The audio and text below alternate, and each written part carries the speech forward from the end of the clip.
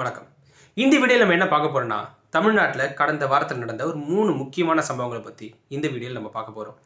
வீடியோவை ஃபுல்லாக பாருங்கள். அப்போ தான் இந்த 3 விஷயங்களை பற்றி உங்களுக்கு ஃபுல்லாக தெரிய வரும். வாங்க வீடியோக்குள்ளே போகலாம்.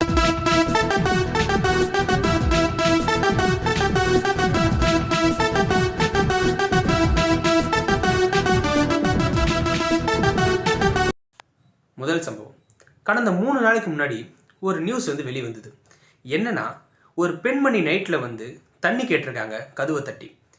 தான் அடிபட்டு வந்திருக்கிறதாகவும் தனக்கு தண்ணி தேவைப்படுதுன்னு சொல்லிட்டு அந்த கதவை தட்டி ஹெல்ப் கேட்டிருக்காங்க. ஆனால் அந்த வீட்டின் உரிமையாளர் வெளிவர பயந்துக்கிட்டு அவங்களுக்கு அந்த ஹெல்ப்பை பண்ணவே இல்லை. ஒருவேளை திருடர்களாக இருந்தால் என்ன பண்ணலாம் அப்படின்ற ஒரு பயம் அவங்களுக்குள்ளே இருந்திருக்கு. அதுக்கப்புறம் பார்த்திங்கன்னா அந்த பெண்மணி அங்கேருந்து போயிட்டாங்க. வெளியே போயிட்டு வேற ஒரு ஆண் நபரிடம் பேசியிருக்காங்க. அதுக்கப்புறம் அவங்க அங்கேருந்து ஒரு ஆட்டோவில் ஏறி போயிட்டதா சிசிடிவி கேமராவில் ரெக்கார்ட் ஆயிருக்கு. இந்த விஷயத்த போலீஸ் தீவிர விசாரணை நடத்தி கடைசியாக பார்த்திங்கன்னா அந்த பெண்மணி உண்மையாகவே தண்ணி கேட்டு தான் வந்திருக்காங்க. அவங்க அடிபட்டு தான் இருந்திருக்காங்க. என்னன்னா, அந்த பெண்மணியோட ஹஸ்பண்டும் வேற ஒரு பொண்ணும் அஃபேரில் இருந்திருக்காங்க. அதை தட்டி கேட்டதுனால அந்த பெண்மணியை அவங்களோட ஹஸ்பண்டும் அவங்களோட அம்மாவும் சேர்ந்து 2 பேர் அடிச்சிருக்காங்க. அப்படி அடிபட்டு வந்திருக்காங்க. அவங்க வரும்போது தண்ணி கேட்டிருக்காங்க. அது உண்மையாக நடந்தது. ஆனால் இந்த தண்ணி கொடுக்காதவங்க மேலேயும் நம்ம தப்பு சொல்ல முடியாது. ஏன்னா இப்போ இருக்க நிலைமை அப்படி தான் இருக்குது. ஏன்னா கடந்த வாரம் இதே போல் ஒரு சம்பவம், ஒரு 3 நபர்கள் நைட்டில் முகமூடி அழிஞ்சிட்டு கொள்ளடிச்சிருக்காங்க, கொள்ளடிக்க ட்ரை பண்ணியிருக்காங்க. ஸோ இதெல்லாம் பார்த்துட்டு நம்ம மக்கள் எல்லாருமே உண்மையாலே பயத்தில் தான் இருக்காங்க. ஏன்னா நைட்டில் நம்ம யாருக்காவது போய் உதவி செய்ய போயிட்டு அது ஒருவேளை நமக்கே பாதகமாக போயிடுச்சுன்னா என்ன பண்ணுறது அப்படின்ற ஒரு பயம் நம்ம மக்களுக்குள்ளே இப்போ நிறைய இருக்குது. இதுக்கு காரணமும் யார்? நம்ம தான். ஒரு காலத்தில் எல்லாம் நம்ம தெருவில் பாய் விரித்து படுத்துட்டு இருந்திருக்கோம். ஆனால் இப்போது அதே நைட்டில் வெளியே போகவும் பயப்படுறோம். யாராவது உதவி கேட்டு நம்மக்கிட்ட கேட்டால் கூட அந்த உதவியை செய்ய முடியாத அளவுக்கு பயத்தில் இருக்கோன்னா, அப்போது இந்த ஊரில் கொலை, கொள்ளை, கற்பழிப்பு போன்ற விஷயங்கள் எப்படியெல்லாம் ஏறி போய் கறக்குன்னு சொல்லிட்டு நம்ம இதிலேருந்து தெரிஞ்சுக்கலாம். கிரிமினல்ஸை ஃபஸ்ட்டு போலீஸ் உடனடியாக அரெஸ்ட் பண்ணி அவங்களுக்கான அந்த தண்டனையை கொடுக்க ஆரம்பிச்சிங்கன்னா இந்த பயம் எல்லாம் மக்களிடமிருந்து விலகும். 2வது சம்பவம் என்னென்னா, கடந்த வாரம் ராமேஸ்வரத்தில் ஒரு பொண்ணை ஒருத்தன் கத்தியால் குத்தி கொலை பண்ணியிருக்கான். என்ன காரணம்னு கேட்டிங்கன்னா, அந்த பொண்ணை ரொம்ப நாளாக ஒன் சைடாக லவ் பண்ணியிருக்கான். அந்த பொண்ணு எத்தனை தடவை அவன் ஒன் சைடாக லவ் பண்ணி ப்ரொப்போஸ் பண்ணாலும் ஏற்றுக்க மாட்டேன்னு சொல்லியிருக்கு. அதனால் ஒரு கட்டத்துக்கு மேலே அவன் அந்த பொண்ணை கத்தியால் குத்தி கொலை பண்ணிட்டான். இது எவ்வளோ ஒரு கீழ்த்தரமான ஒரு விஷயம் அப்படின்றது நம்ம எல்லாருக்குமே தெரியும். ஆனால் இது அவனுக்கும் தெரியும். இருந்தும் இதை ஏன் பண்ணுறாங்க அப்படின்றத எனக்கு புரியலை. இதே போல் ஒரு சம்பவம் தான் போன மாதமும் நடந்தது. பெங்களூரில் யாமினி பிரியா அப்படின்ற ஒருத்தவங்களோட கேஸ். இந்த ஒன் சைடு லவ் அப்படின்றது இப்போது நிறைய பேர் தப்பாக புரிஞ்சுருக்காங்க அப்படின்றது தான் உண்மை. ஒன் சைடு லவ்ன்றது ஒரு புனிதமான ஒரு விஷயம்னு சொல்லிட்டு நமக்கு படங்கள் மூலமாகவே சொல்லப்பட்டிருக்கு. ஒரு ஷாஜஹானாக இருக்கட்டும், ஒரு பூவே உனக்காகவா இருக்கட்டும், அதில் ஒன் சைடு லவ் பண்ணால் எப்படி பண்ணணுன்றது நம்மளுக்கு கற்றுக் கொடுத்துருக்காங்க. அப்படி பார்த்தும் திருந்தலை. ஒன் சைடு லவ் அப்படின்றத விட்டுருங்க. காதல், ஒரு பொண்ணை நீங்கள் லவ் பண்ணிட்டீங்க, அப்புறம் எப்படி அந்த பொண்ணை கொலை பண்ண உங்களுக்கு மனசு வருது? இது ரொம்ப ஒரு அரக்கத்தனமான ஒரு விஷயந்தான் என்னை பொறுத்த வரைக்கும். இப்போ அந்த பெற்றோர்களுக்கு யார் என்ன பதில் சொல்ல போகிறா? அந்த இறந்த ஒரு பெண்ணு என்ன பாவம் முடிச்சு? ஏன்னா ஸ்கூல் பொண்ணு, இப்போ தான் ஒரு 16-17 வயசு இருக்கும். இன்னும் அந்த பொண்ணு பார்க்க வேண்டியது எவ்வளோ விஷயம் இருந்திருக்கு. ஆனால் அது எதுவுமே இல்லாமல் இவன் பண்ண தப்பால் அந்த பொண்ணோட உயிர் போயிடுச்சு. இப்போது ஒன் சைடு லவ் பண்ணுற எல்லாருக்குமே இது ஒரு விஷயத்த சொல்லிக்கிறேன். என்னன்னா, நீங்கள் ஒன் சைடு லவ் பண்ணுங்கள், என்ன வேணால் பண்ணுங்கள். ஆனால் எப்படி உங்களுக்கு ஒரு லவ் பண்ண பொண்ணையே கொலை பண்ண தைரியம் வரும்னு சொல்லி எனக்கு புரியலை. அவங்க எங்கே இருந்தாலும் நல்லா இருக்கணும்னு நினைக்கிறது தான் காதல். அவங்கள கொலை பண்ணிவிட்டு நம்ம ஜெயிலுக்கு போகிறதுனால எந்த ஒரு யூஸ்மே இல்லை. முதல்ல அதை எல்லாருமே புரிஞ்சுக்கோங்க. இப்போ இருக்க ஜென்ரேஷன் மட்டும் இல்லை, அது எல்லா ஜென்ரேஷன்லையும் இந்த தப்பு இருக்குது.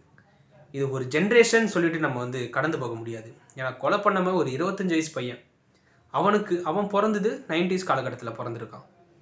அப்போ இது எல்லா ஜென்ரேஷன்லையும் இருக்க ஒரு தப்பு. தயவு செஞ்சு இந்த தப்பு இனிமேல் யாரும் பண்ணாதீங்க. போலீஸும் இதுக்கான ஒரு நடவடிக்கை எடுக்கணும், எடுத்தே ஆகணும்.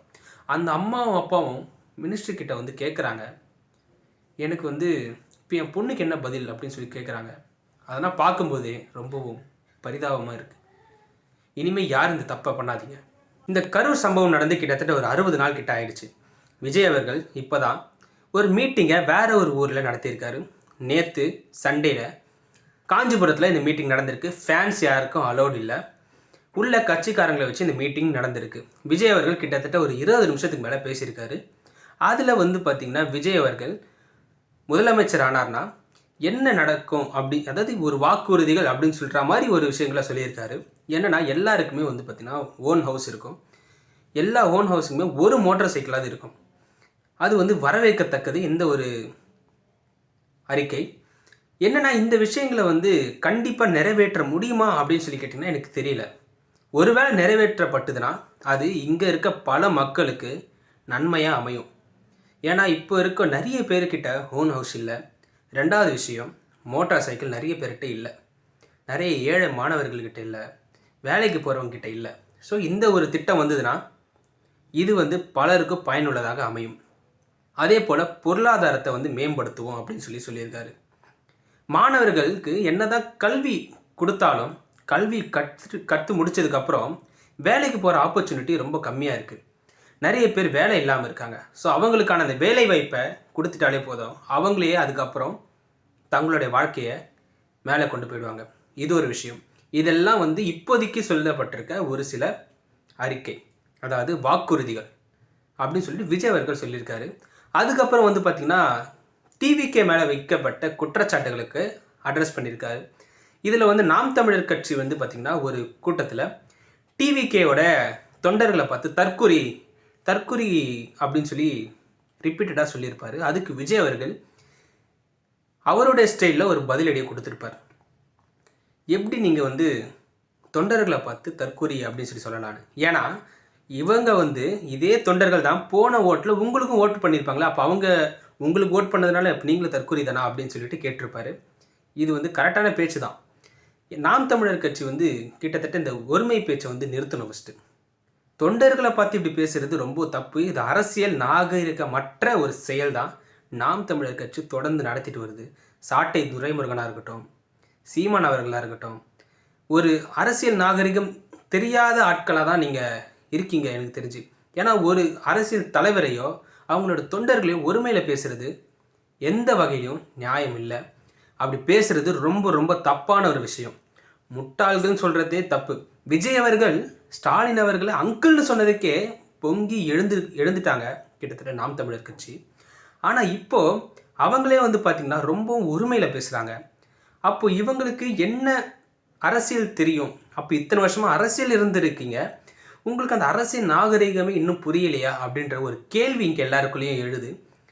இதெல்லாம் வந்து பார்த்திங்கன்னா என்டிகே கொஞ்சம் மாற்றிக்கணும். ஏன்னா நிறைய பேர் போன வாட்டி என்டிகேக்கு ஓட்டு பண்ணவங்க தான்.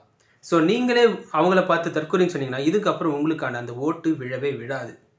ஏன்னா நீங்கள் மக்களையே தற்கொலைன்னு சொன்னீங்கன்னா இது வந்து ஒரு கேவலமான ஒரு விஷயமா முடிஞ்சிடும். உங்களுக்கான ஒரு நல்ல விஷயமாக தான் நீங்கள் இதை பார்த்துக்கணும். விஜய் அவர்கள் அடுத்த வருஷம் தேர்தலை சந்திக்க போகிறார். அவருக்கான வாக்கு பர்சன்டேஜ் எவ்வளோ வருதுன்னு சொல்லிட்டு இதுக்கப்புறம் வெயிட் பண்ணி பார்க்கணும்.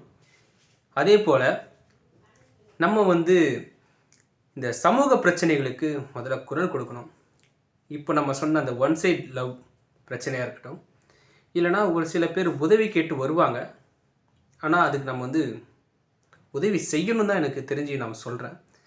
ஆனால் இப்போ இருக்க சூழ்நிலையில் அப்படி செஞ்சு ஒருவேளை தப்பாக போயிடுச்சுன்னா அப்படின்னு சொல்லி நம்புகிற மக்கள் நிறைய பேர் இருக்கும். அந்த சூழ்நிலையை இதுக்கப்புறம் வர ஆட்சியாளர்கள் மாற்றுவாங்கன்னு சொல்லிட்டு நான் நம்புகிறேன். இதோட இந்த வீடியோ முடியுது.